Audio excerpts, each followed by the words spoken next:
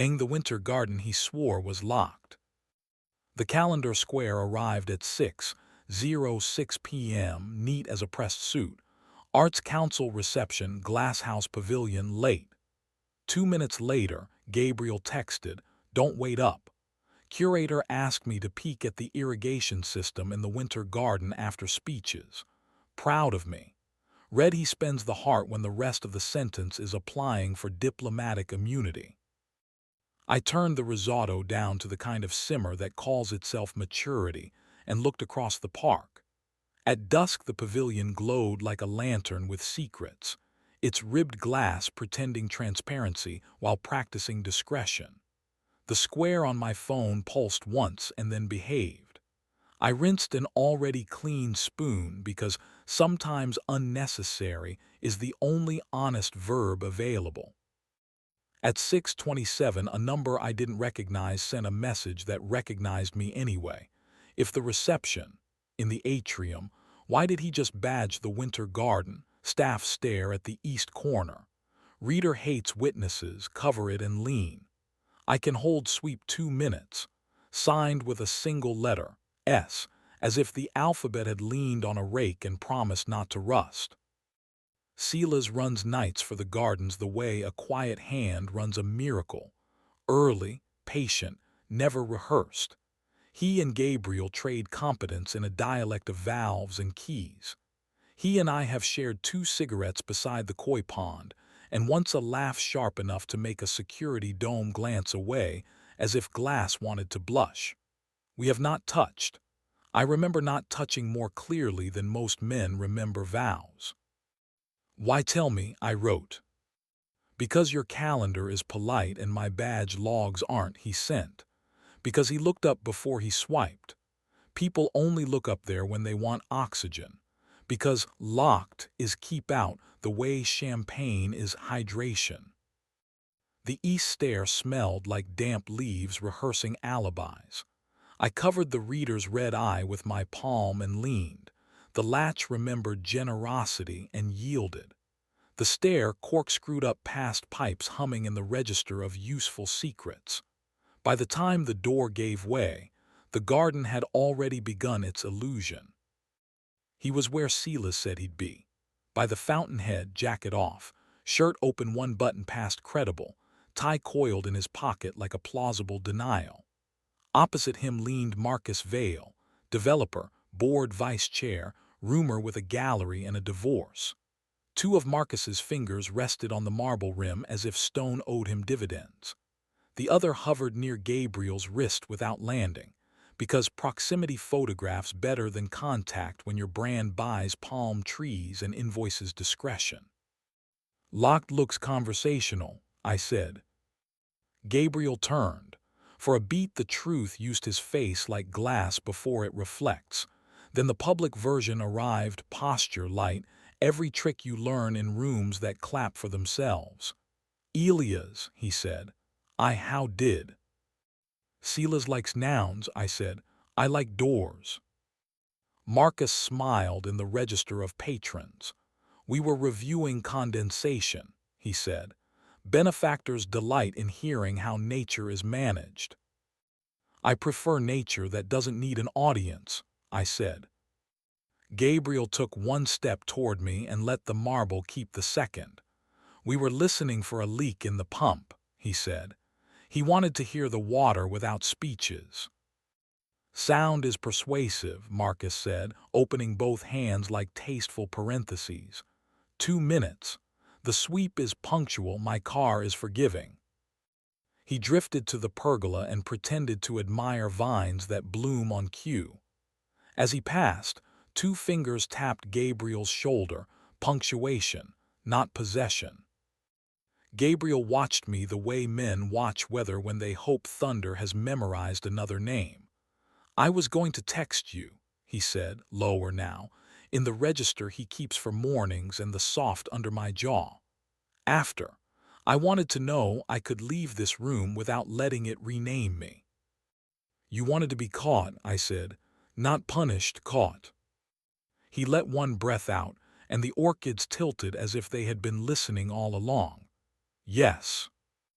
There is a humidity at which grammar resigns. I stepped into his space and put my mouth on his because glass houses deserve honesty and shadows deserve witnesses. He kissed back with the relief of a man who has been paying interest on restraint, compounded nightly by applause and charity. He tasted like gala bourbon and soil warmed under lights.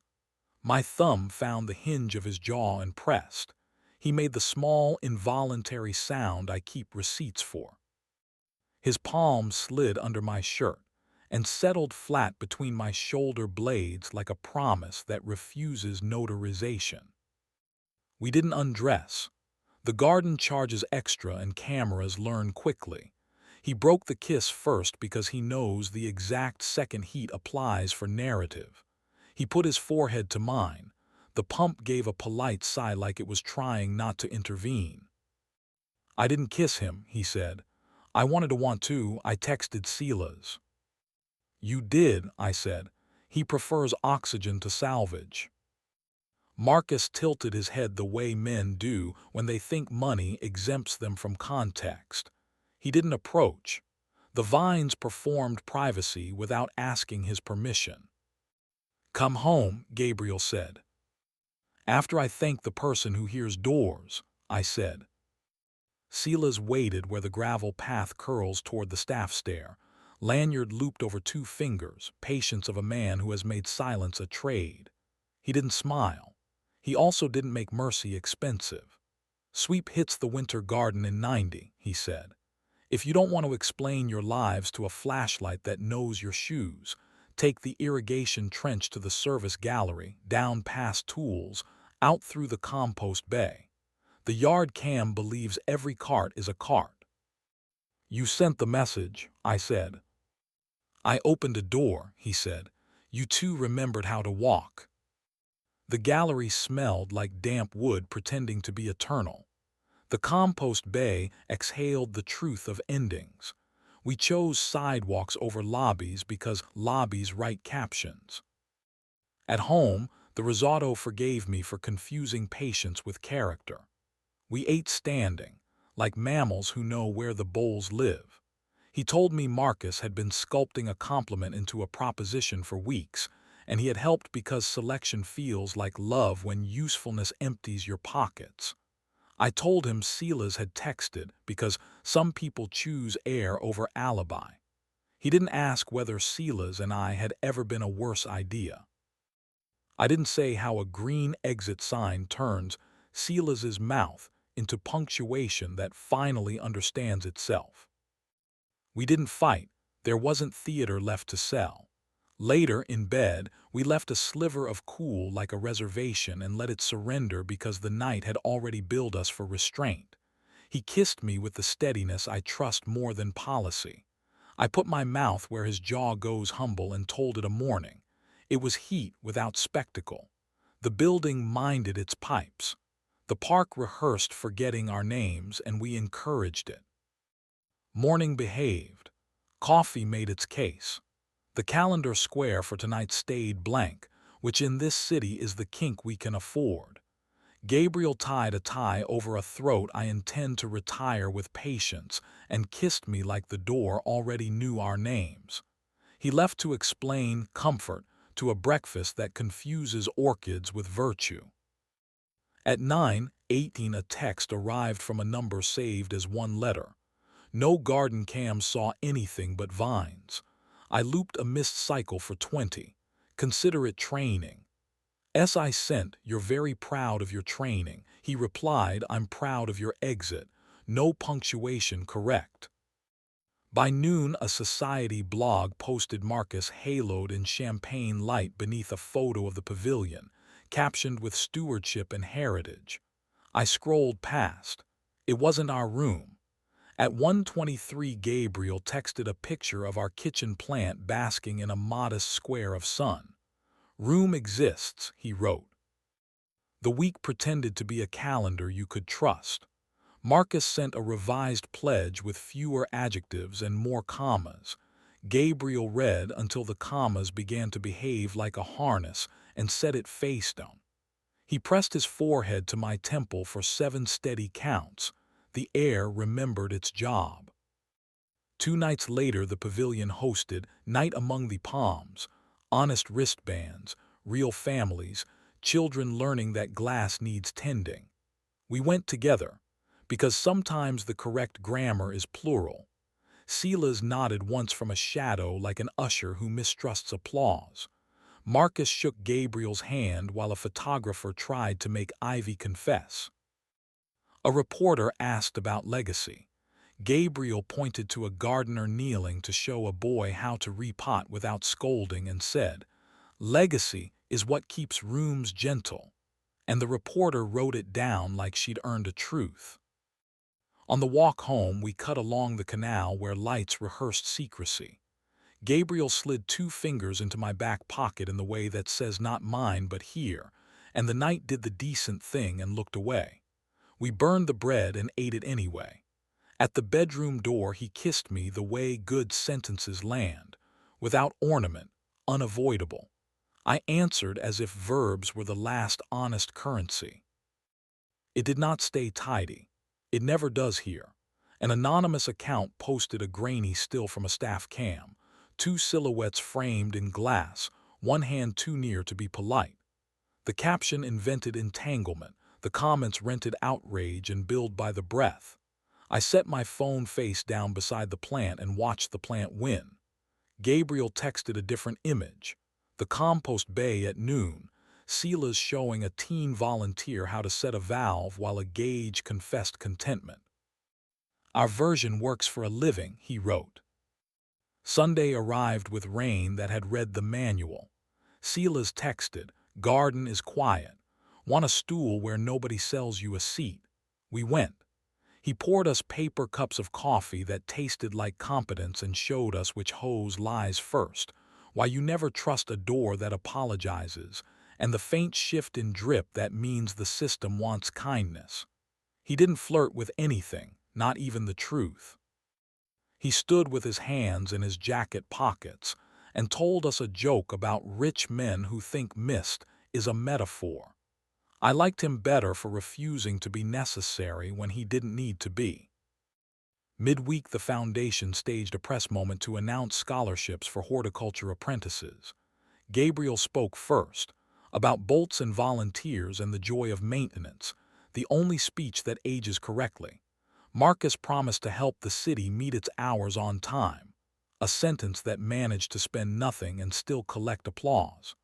After, he shook Gabriel's hand and then looked at me with the careful respect of a man evaluating whether he cannot purchase. "You're both very good at exits," he said. "Practice," I said. He laughed because it was the only honest thing left on his card. A columnist with an adjective habit suggested Gabriel's access came courtesy of private tour. The piece included a photo of glass that could have been any glass and a paragraph that could have been any rumor. The comments did their choreography. I carried the plant to the sink and let water talk to its roots like a promise we could keep. That night, we turned our phones face down and cooked like people who still believe heat tells the truth. On a windy Thursday, Silas sent a single word, weather, and we met him by the irrigation pump where rain negotiates with stone. He showed us which drain floods first, where to stand when lightning auditions near vines, and how to hear the faint hesitation that means a timer will miss its cue without kindness. He didn't ask about the photo. We didn't say his name out loud. 3 people wide beneath glass that had decided to forgive, we let the storm remove adjectives we didn't need. Life kept refusing to be purchased. Marcus kept sending commas that wanted homes. Gabriel kept returning them with better ones. The plant kept inventing a shade of green that turns vanity domestic. We kept our calendar squares blank on purpose, because blanks are the only promises rooms respect. Sometimes, near midnight, we walk past the pavilion and look up. From the street you can't see the hand that hovered like punctuation. You can't see the small, decent posture of a man who teaches heavy air to be gentle. You can only see a disciplined glow pretending not to belong to anyone. That's as it should be. We circle the block and go home without letting the building perform at us. He takes my wrist like a man reteaching himself the grammar of doors. I think about the garden and the 2 minutes that were enough, about how some rooms try to own you and others teach you how to leave correctly. Sometimes I think about Marcus paused by a fountain as if water invoices him. Sometimes I think about Silas's line, "I opened a door," and how it's the only biography I want for this version of us. Tonight's square is empty. We're leaving it that way. Let the pavilion keep its orchids and the city its applause. We have the compost bay, a plant we refuse to let die, and the quiet grammar of a decision that knows where it belongs. Not in the rumor, not in the photo, but in the mouth that learned to say come home and mean it. If we get caught again, let it be by each other. The rest of the world can rehearse wonder. We'll be in the room that doesn't need it, counting breaths until they sound like mist settling into kindness, and a morning we can afford, and calling that enough.